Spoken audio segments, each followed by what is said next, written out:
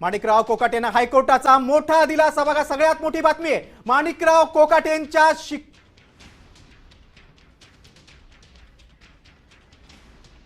स्थगिती दिलेली नाही. बघा मोठी बातमी आहे. माणिकराव कोकाटेंच्या शिक्षेला कोकाटेंच्या याचिकेवर युक्तिवाद पूर्ण झालेला आहे आणि स्थगिती दिलेली नाही. आपण बघतोय सगळ्यांचं लक्ष आता कोर्टाच्या निर्णयाकडे आहे. कोर्टात निकालाचं वाचन सुरू आहे.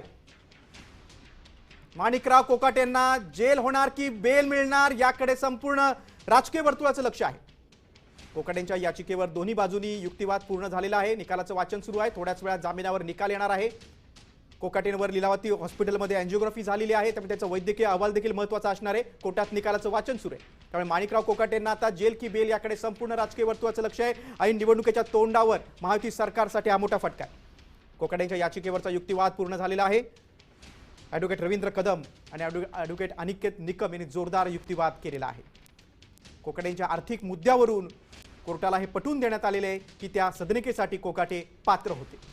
त्यामुळे आता कोर्ट काय निकाल देत आहे, न्यायाधीश काय निकाल देतात याकडे सगळ्यांचं लक्ष आहे. दोन्ही बाजूचा युक्तिवाद पूर्ण झालेला आहे. काही क्षणात आता कोकाटेंच्या जामिनावर निकाल येणार आहे. देश विदेशातील प्रत्येक घडामोडींचे लाईव्ह अपडेट मिळवण्यासाठी आता साम टीव्हीच्या सर्व सोशल मीडिया प्लॅटफॉर्मला लाईक, फॉलो आणि सबस्क्राईब करा. तसंच सर्व नोटिफिकेशनसाठी बेल आयकॉन प्रेस करायला विसरू नका.